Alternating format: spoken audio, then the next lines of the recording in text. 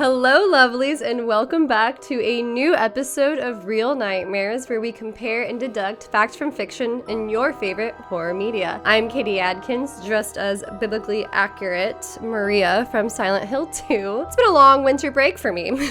I don't do well with vitamin D deficiency. My mental health took a little bit of a toll. Happy to be back. And one thing I did do over the little winter break that I took was play the Silent Hill 2 remake. So now you get to hear me talk about Silent Hill. As someone who loves the Silent Hill franchise, I really loved the Silent Hill 2 remake. I really hope that the other Silent Hill games get the same treatment, but I also know that's a bit of a tall order. I think it's a miracle we got this one in the first place. I'm still sad over the PT trailer debacle. I still have it on my PS3 too. And I don't know if you guys have heard, but I have always heard the rumor that the town Silent Hill might be based off of a real place. Now, the story of Silent Hill has way too many fantasy elements to ever be based on anything true, but it's kind of neat to hear that the town might be based on someplace real. God, seeing myself with a side part is like incredibly weird. I haven't had a side part since like my early 20s. 10 years ago. Silent Hill is full of original characters and stories, and then the movies are loosely based on the original IP. Silent Hill the movie was a movie I loved growing up. I watched it a lot, even though I now recognize it's not a very good movie. Doesn't change the fact that I did love it when it came out and watched it a lot through my teen years. Also, this scene used to scare the out of me.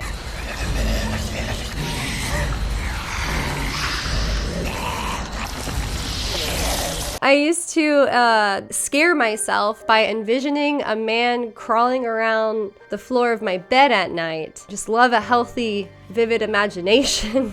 I'm gonna go over the plot of every single Silent Hill game, and by every single one, I mean the main ones, 1 through 4, not the accessory side ones. And then I'm gonna cover both Silent Hill movies, and then we will talk about the real Silent Hill and see if the rumors are true.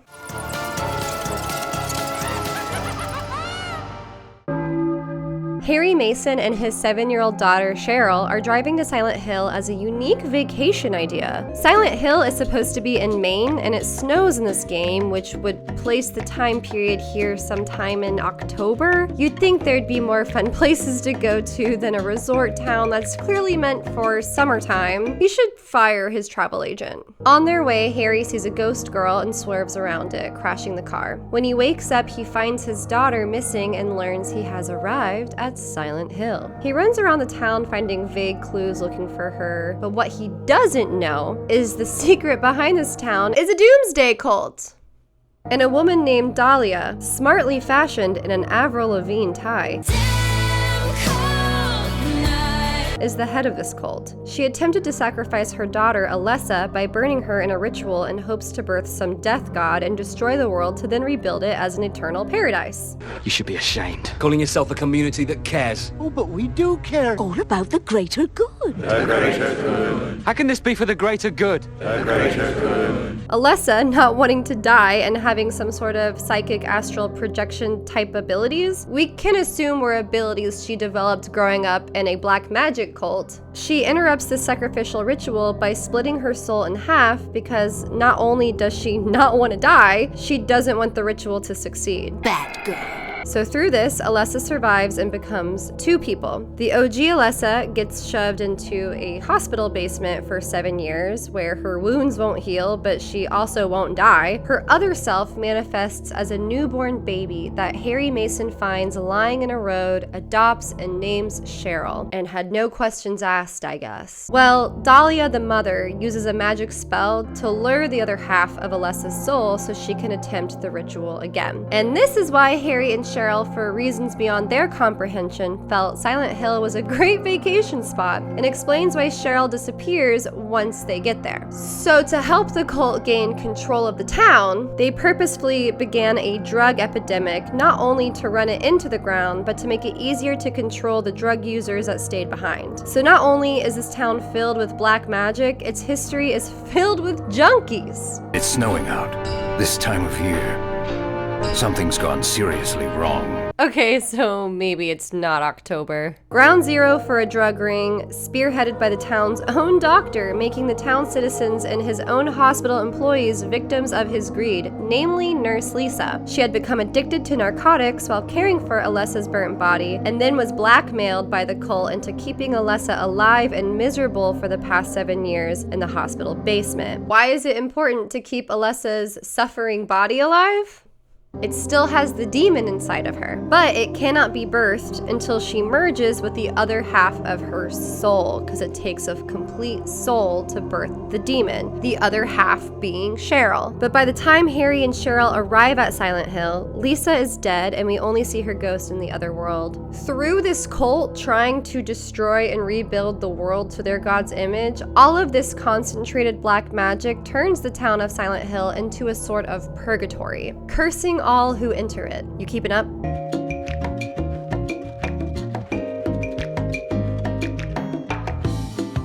So as you play, and this is a feature in all of the games, the town switches from a sad, dilapidated ghost town into what we call the Otherworld, a horrific, scary, hell-like place full of monsters. The Otherworld represents the psychological state of the protagonist. The town becomes a place where all your repressed trauma, guilt, and internal demons come to life and manifest.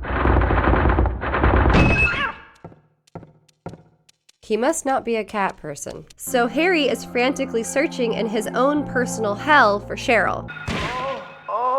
And is fooled by Dahlia into thinking that Cheryl was kidnapped and is going to be sacrificed to a demon, and tricks him into thinking the only way to save her is to track down and capture Alessa in exchange for his daughter, not knowing they're technically two halves of the same soul. Cheryl deserved to die too. Oh, she did have a very annoying laugh.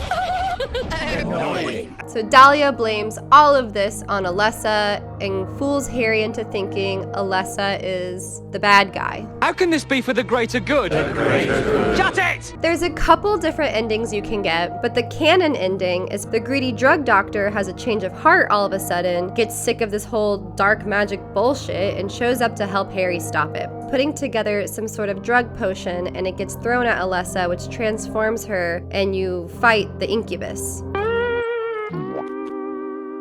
The demon is then exorcised from Alessa fully, and Harry kills it. Once you win, Alessa gives Harry a newborn baby to replace Cheryl, and she dies, and he runs off with his new version of Cheryl. But I guess it's still the same person because it's the completed soul of Cheryl and Alessa. And the doctor doesn't get away as Lisa's ghost gets her revenge. Also love how they have a lighthearted sitcom opening, Too Many Cooks-esque sequence after the credits. And that's the end of the first game. Oh, and not to confuse you, but there's a side character named Sybil Bennett who is a cop from a neighboring town who came to investigate why they lost contact with Silent Hill and the drug epidemic. Her only purpose, I guess, is to explain how Harry got a gun? Take this, and hope you don't have to use it. And don't go blasting me by mistake. Yeah, thanks. Important or not, she is a recurring character through the series and in the movies. In my restless dreams, I see that town. Silent Hill. Silent Hill 2 follows a new main character, James Sunderland, who finds himself in Silent Hill because he received a letter from his dead wife that she's there and wants to meet him. He doesn't act very logical going to Silent Hill in search of her, since he knows for a fact that she is dead. But he is still curious and drawn to the place, almost like he is in a dream or under a spell. According to Silent Hill, that's showbiz, baby. You never know why you go there or why you end up there until it's too late.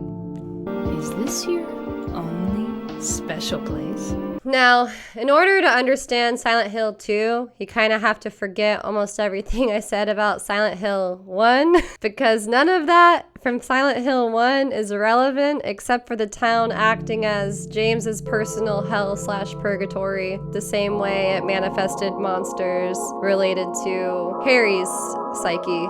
So he's trapped in this town searching for his dead wife Mary, and what's interesting is the monsters in James's Silent Hill are different from the monsters in Harry's Silent Hill, and it becomes more clear how these monsters are manifestations of James' fucked up subconscious. This guy is fucking unwell. He is the most unwell protagonist in all of the Silent Hill games, in my humble opinion. He even runs into other people who got trapped in Silent Hill, but they all seem to be experiencing different monsters and different horrors. This town is full of monsters. How can you sit there and eat pizza? Ultimately, we learned that what brought James here was his guilt in not only abandoning his terminally ill wife Mary, but for resenting her. And to put insult to injury, he manifests this sexy cool version of her that never existed, that I guess he wished she was, that was his projection of who he hoped she would grow into or something. I don't fucking know. Aren't you Maria? I'm not your Mary.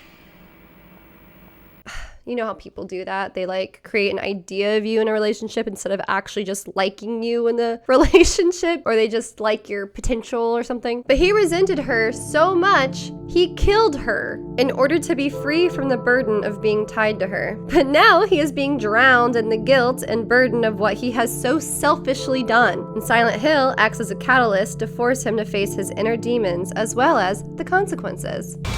James. Well-deserved consequences, I think. So Silent Hill 3 brings us back full circle to Silent Hill 1. This game is about baby Cheryl Mason all grown up, except she goes by Heather now. And while the demon was exorcised from Alessa and she died, and we killed it, it turns out it still lives on in Heather somehow. I guess we didn't successfully exorcise the entire demon. Maybe the demon split its soul in half. Touche. Maybe it saw Alessa do that and was like, damn, that was a good idea. Why didn't I think of that? Why didn't I think of that? So this demon still lives on in Heather, which causes her to have horrific nightmares about Silent Hill, a town she doesn't even remember. Also, the cult is still after them. Harry and Heather have been on the run for 17 years, making Heather now 17 years old. Heather's at the mall one day when a creepy detective basically says, "Hey little girl, follow me." She tells him to take a hike. My daddy always told me not to talk to strangers. This is very important. It's about your birth. I'm not interested. Are you still following me? Do I have to scream? Sorry. I'll wait here. And escapes through the bathroom window. She gets a little lost, finds a loaded gun before noticing a horrific monster nearby. We really need to lock down on department store gun policies. Looking around, the world seems to have changed a bit, and she sees monsters and darkness, etc. And she meets a woman named Claudia, who's just as cryptic and creepy as the detective. I am Claudia. So what? And Heather's like, okay, freak, and goes home. But when she gets there, she finds her father dead and Claudia bragging about feeding the hate inside Heather and tells her to seek revenge in Silent Hill. Heather, being young and impressionable, does just that. She goes to Silent Hill with Stranger Danger Mall guy, who turns out was hired to find Heather by the cult. However, he has now decided to help her instead. I just met some guy named Vincent, and he gave me this map. Once they arrive, she discovers she was Alessa in a past life, and her current reincarnation still has this damn demon baby thing inside of her that feeds off hate and negativity. Well, now we know why Alessa needed to be in pain and suffering those 7 years in Silent Hill 1. It was to keep feeding the pain, torture, suffering inside of the demon. And as she goes through Silent Hill, there is a lot of Death to all who turn their backs on God! She's in her own hell and purgatory with her own set of monsters, all very vaginal and baby-like. Probably some of the most disturbing of the Silent Hill monsters. So the cult has been purposefully upsetting her to make the demon baby grow, and unfortunately this plan worked as Heather harbors extreme hatred for Claudia for killing her dad. Heather runs into a guy named Vincent, who is a member of the cult, but opts to help Heather by telling her she needs to track down the seal of Metatron. And once she gets it, she does absolutely nothing with it. The seal of Metatron. Now your stupid dream is over. That's just a piece of junk. What do you think you can do with that? Cool side quest, Vincent. If this really is the work of God, then I'd say she has terrible taste. No, this is when it gets a little weird. So she finds Claudia, is gonna kill her, and Claudia is like, I don't care if you kill me, because I won and you lost. Shut your mouth, you stinking bitch! Heather then remembers she has this locket that her dad gave her and connects the dots that the red stuff inside of it is what exorcised Alessa in game 1. So naturally, she eats it. And luckily for her, this successfully aborts the demon baby hate god growing inside of her. She throws it up because that's totally how abortions work. Looks like God didn't make it. And before Heather can stomp on it, finally killing this thing, Claudia picks it up and eats it. She eats the fetus. Swallows it whole. Huh? Because that's all it takes for someone to birth this thing, apparently. So Claudia now just gives birth to the abomination herself. This is God? And Heather kills it. I guess it's time to roll the credits.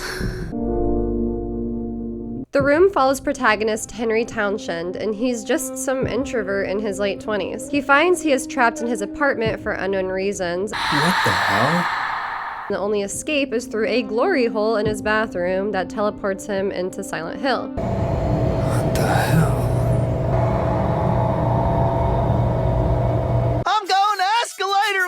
He doesn't live in Silent Hill, just the hole in his bathroom takes him there.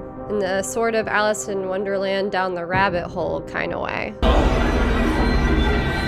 Ouch! Hey.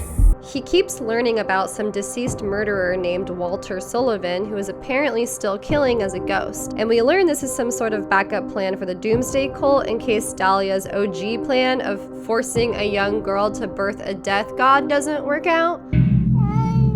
So what does this have to do with Henry? Turns out his apartment that he's now stuck in was where murderer Walter Sullivan was born, and he's very attached to it as it's the only place that makes him feel connected to his mother. So much so that Walter views the apartment as if it's his literal mother? So Walter has been doing his own little black magic ritual called the 21 Sacraments for the Descent of the Holy Mother, where he kills 21 people, including himself. So Ghost Walter is still killing people trying to complete this ritual. One thing that makes this game distinctly different from the rest is that we don't explore Henry's horrors at all. The monsters have nothing to do with him and his psyche. It's actually all centered around Walter's. We're exploring the inner demons of Walter's because we live in Walter's apartment. We are unintentionally transported into Walter's mind. Dad, when do we get to the ride? This is the ride! Yippee! I hope that makes sense. Walter has also split himself into two beings, really similar to the Alessa situation. He has split himself mentally as his little kid form who just longs for and misses his mother. Hey, little boy, what are you doing here? And for his adult murderous form who is trying to complete the ritual. And depending on how you play, Henry stops him and kills him for good, or Walter succeeds and is reunited with his beloved mom apartment. South Ashfield Heights Apartments. It is believed to be that of its occupant, Henry Townsend. The body was reportedly disfigured beyond recognition, making identification impossible. So now that you know all the plot points of the games, you now get to learn why the fan base hated the movie so much. So Rose and Christopher's adopted daughter Sharon has constant nightmares about a place she's never been called Silent Hill, a town in West Virginia that was abandoned in the 70s due to a massive coal fire that still burns to this day. Desperate to learn the truth behind these nightmares, Rose takes Sharon to Silent Hill. They see a ghost girl on the road, and much like Silent Hill 1, this causes Rose to crash the car. She blacks out, and when she wakes up, Sharon is missing. Why they changed all the character names, I have no clue. Also, why they made the mom the main character, not the dad, again, I don't know, but they did that. So now Rose is stuck in Silent Hill searching for her missing daughter. Very quickly, Rose learns the town is full of monsters and up shit. It switches back and forth between the normal world and other world, but it's not a purgatory situation where the monsters represent anything. They're just monsters. Like, it has nothing to do with the psyche of the protagonist or the person who enters the town. Like, that's just not even part of the movies. Like, Pyramid Head is there, which doesn't make any sense because Pyramid Head doesn't even exist without James Sutherland, but whatever. Like, the existence of Pyramid Head as a monster is dependent on James' f***ed up psyche. See what I'm saying? So Rose learns about Alessa, who was burned as a witch by the town's religious cult, and her mother Dahlia. They were mad that Alessa was born out of wedlock. Sinners deserve to lose their spawn. And then they got even angrier when they learned she was essayed by the school janitor, which makes her impure, apparently, and her fault? I'm sorry? Don't you just hate it when your church blames you for being assaulted as a child? Get me out of West Virginia. Anyways, the religious cult was like, obviously the only way to cleanse the evil from this child's spirit is to burn her alive. It doesn't go as planned.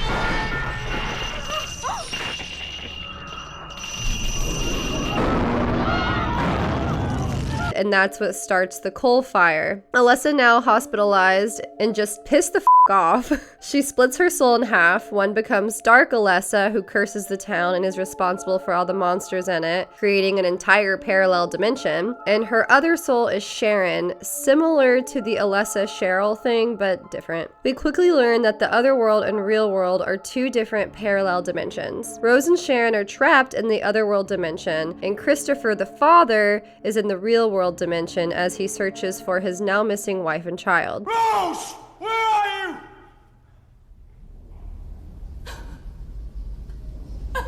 Rose is told Sharon is being held captive in the hospital basement, and we have a very spooky nurse scene that nearly gave me a heart attack as a kid.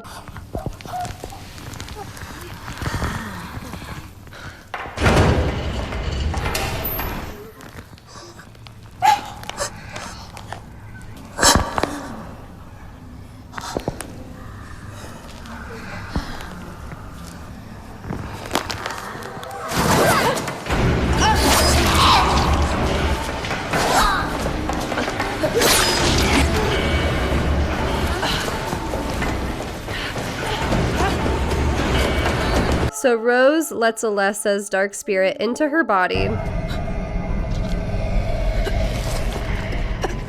Huh? What? Oh. Okay. And then gets captured by the cult, who are going to kill her as a witch. This woman uses your fear to control you. She led you to burn an innocent child. That child was sin incarnate. It's you who have sinned, and God is not here. They stab Rose, and Alessa emerges from the wound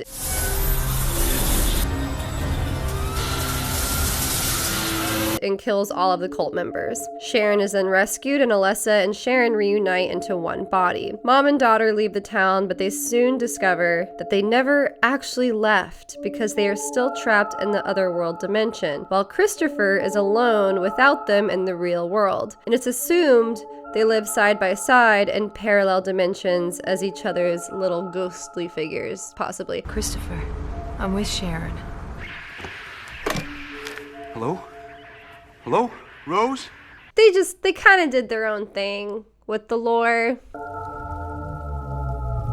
The most complained about Silent Hill movie, at least to me. Here we go. Sharon is released from the other world because Rose used a talisman that allowed Sharon to go free to be united with her dad Christopher, but traps Rose forever in the fog dimension. This separates Dark Alessa and her born self once again. What happened? I don't remember anything. So she is yet again 2 souls in 2 different dimensions. Christopher and Sharon are on the run from the Silent Hill religious cult, which now has a name, the Order. They change their names to Harry and Heather Mason. However, Heather doesn't remember Silent Hill and thinks they're on the run because her dad killed a burglar in self-defense and didn't report it to the police. And she thought that that was just like a normal thing for her dad to have done. But he was not a thief. He was a cult member coming after Heather. She goes to her new school and gets lost in the other world, only to be triggered back by Vincent, a fellow new student at school. Harry gets kidnapped by the Order and taken to Silent Hill. Meanwhile, Heather is waiting for her dad at the mall, and as she waits, it becomes the other world. Some mayhem ensues with a private investigator who is hired by the Order to find her. So far, again, not so different, and they got the names correct this time. It's okay. No, it's not okay. Nothing is okay. Who are you? However, when Heather gets home, she doesn't find her dad dead like in the game. Instead, she finds blood on the wall and a very detailed letter left by her dad explaining her origin. So edgy Taylor Swift and Jon Snow set off for Silent Hill. We learn he's so eager to go with her because he's the son of the Order's cult leader, Claudia, and he's been ordered to go find and retrieve Heather, and he knows that Heather is actually Alessa. He tells her this, which is an obviously upsetting conversation, and it triggers the other world, implying that the other world gets triggered by strong emotional reactions. You have to find the other half. It's the only way you'll be able to save your dad. My grandfather has it, Leonard Wolf. Heather goes into the fog dimension to find her dad, learns that Claudia intends to finish the Alessa ritual. Come closer so I can touch you. I don't think so. And this dude turns into a monster. She says that I'm a monster. She kills him and summons Pyramid Head, which apparently Pyramid Head in this movie is an entity created by Alessa. Which, yeah, I supposed if we use the logic that Alessa is the creator of the other world and essentially is the god to all of the monsters in the other world because she created them, then yeah, I guess that could imply that like the other half of her soul is connected in the same way and that all these monsters are like her children. Some bullshit happens where she fuses the 2 halves of the amulet her mom used to save her. I guess trying to make that one side quest in Silent Hill 3 makes sense with the talisman that didn't get used for anything. Dark Alessa is then absorbed back into Heather. What? Oh. Okay. They confront Claudia. It's revealed the true nature of the cleansing ritual of burning Alessa wasn't because she's a witch and impure, because let's all agree that didn't make any sense, but to be the incubator to birth a demon god who will punish all sinners on earth. Finally, some consistency. I want to see the truth of what you are.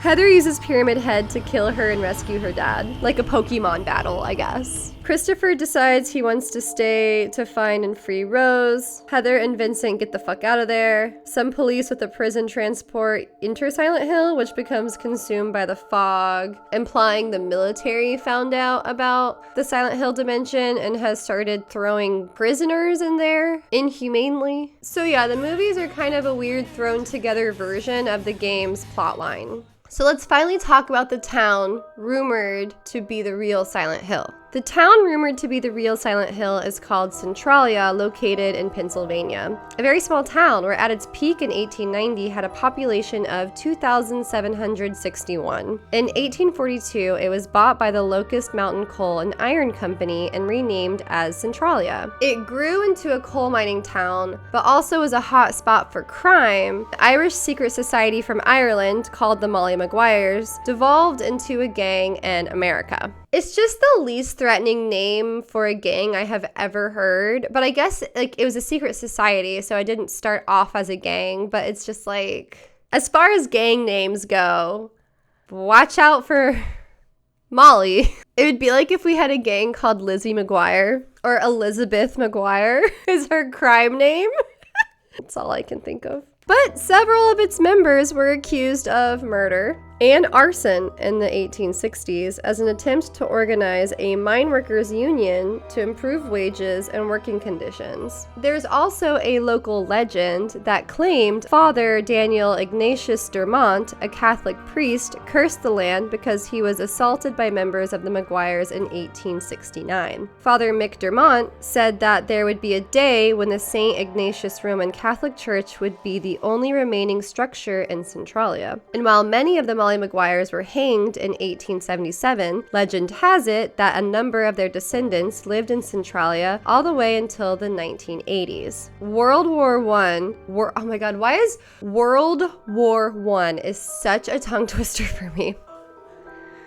World War I caused a big decline in population as everyone was enlisting in the military, and then the stock market crash in 1929 resulted in closing many of its coal mines. So people started illegally going into these coal mines to try to mine coal and make some money. This caused a few of them to collapse, and just minimal effort was put into closing off these abandoned mines, even though they were very dangerous. Coal mining did continue in Centralia all the way through the 1960s until the companies finally shut down. However, bootleg mining continued until 1982. So Centralia had a system where their firefighters burned the town's landfill, which was located in an abandoned mine pit next to the local cemetery. In 1962, the firefighters set the landfill on fire as they had before, but this time they didn't fully extinguish it. An unsealed opening in the pit that led to an abandoned coal mine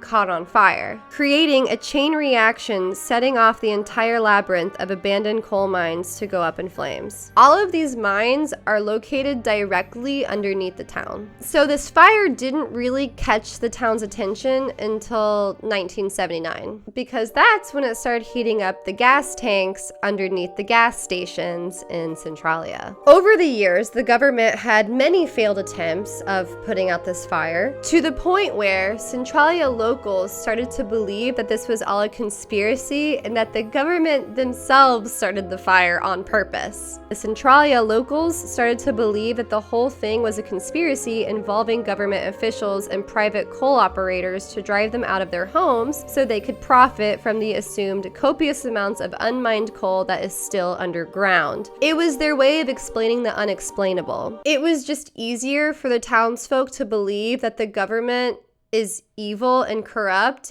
instead of realizing the government is stupid and incompetent. In 1980, children of St. Ignatius School began complaining to their parents of getting headaches. The Bureau of Mines discovered there were above normal levels of carbon dioxide in the school. They drilled 5 boreholes close by. Turns out it was a fun wombo combo of carbon monoxide, carbon dioxide, and methane, the highest levels being in the school's basement. One of the boreholes on the east side of the school was named X23, and it showed very alarming levels of carbon monoxide as well as a father-daughter relationship with Wolverine. Wilbert Malenka of the Bureau of Mines told a local reporter, "We have detected carbon dioxide, but we cannot attribute it to the mine fire in any way. There's no coal there. We drilled 3 holes at the rear and east of the school. We drilled 2 holes to the south of the school. We intersected no coal beds. It's all solid rock." Yeah, like anyone's gonna believe that, bro. Well, he omitted the information of the large volume of carbon monoxide coming from borehole X23. That's a weird lie. But then he ratted on himself by saying the gas might have been generated by oxidation of deteriorating mine timbers or coal. How is that possible if there is no coal or timbers under the school and it's all just solid rock? You just contradicted yourself, dummy. The school asked the health department if they would do tests to see if there was a relationship between the headaches and the gases in the school. They were refused, and no tests were conducted. I see now why the townsfolk jumped to the idea of a conspiracy theory, because they were getting little to no help here, and they were actively being lied to. Very dumb lies that were very easy to see through. And to make matters worse, the Catholic Church also played down the dangers to the students and their parents. This was a very Catholic and religious town. They are taught to obey and not challenge them. They are taught to trust what the church tells them. The townsfolk have a lot of blind faith in their church leaders, but their church elders and the Bureau betrayed them. No one pulled their kid out of school, and the Bureau went so far as to omit gas analysis reports to continue fooling everyone that the school is safe. However, in 1981, a 12-year-old boy named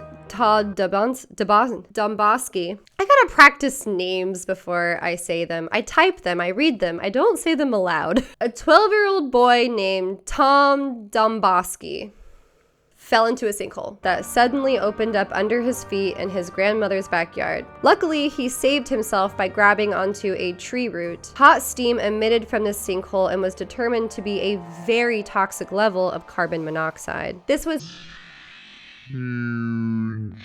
news to the townsfolk of Centralia. People slowly started to panic as their houseplants started dying, their asthmatic children could no longer breathe, and every time someone asked Malenka for a carbon monoxide detector, they were put on a wait list and never given one. People then started buying canaries for their homes. Canaries were used for years by miners to detect dangerous gases in mines. By 1983, US Congress decided it was time to pay to help the citizens of Centralia relocate. Majority of the town left, but in 1990, the census record claims 63 people were still living there. Majority of the buildings were condemned and destroyed, including the St. Ignatius Catholic Church. So I guess that curse didn't pan out the way that guy said it would.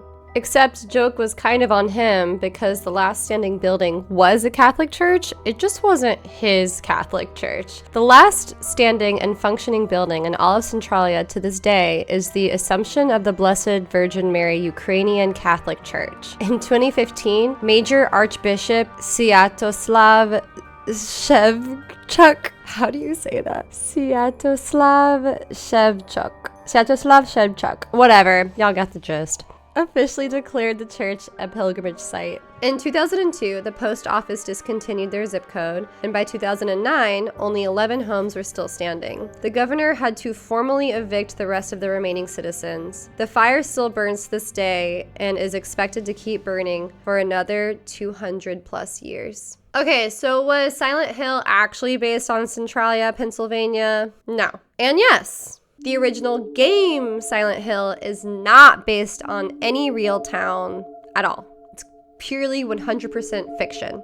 But Silent Hill in the movie did take inspiration from Centralia. So how does that work when the movie is supposed to be based on the game? The Konami game developers Team Silent have publicly stated that the Silent Hill they created is 100% fiction and not based on anything, anywhere, or anyone real. The Silent Hill in the movie, however, did pull inspiration from Centralia by including the history of the underground mine fires, the town being abandoned because of it, the church being the most important structure in the town, and all of the ash in the air. Even though they set it in West Virginia, it's very much a combination of Centralia, Pennsylvania, and the Silent Hill we experience in the games. The Brethren even took inspiration from the Catholic Church as they integrated the coal fires so much into their universe that they wear gas masks and even carry canaries to detect the shift in realities, nodding to real life when miners used canaries to detect poisonous gases. Team Silent has stated that there is no ash falling from the sky in their games,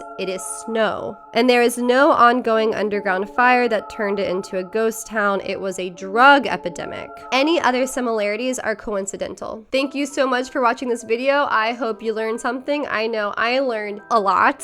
Feel free to add any additional information in the comments. I know there was some stuff I missed because I was just trying to get through all of this. It was a lot of information. And of course, as always, please recommend movies or games or just horror media based on a true story you would like me to cover. And as always, keep it creepy. But if you're not gonna follow the original plot line, then just make a new story altogether. Almost Silent Hill 2, where they just had a whole new set of characters. Don't cherry pick from the different games, like make up other shit like it's fan fiction. I feel like my head is too egg-shaped for this hairstyle. Oh my god. No. What if I did my old emo look from 12 years ago? No, canceled. Oh, I'm done.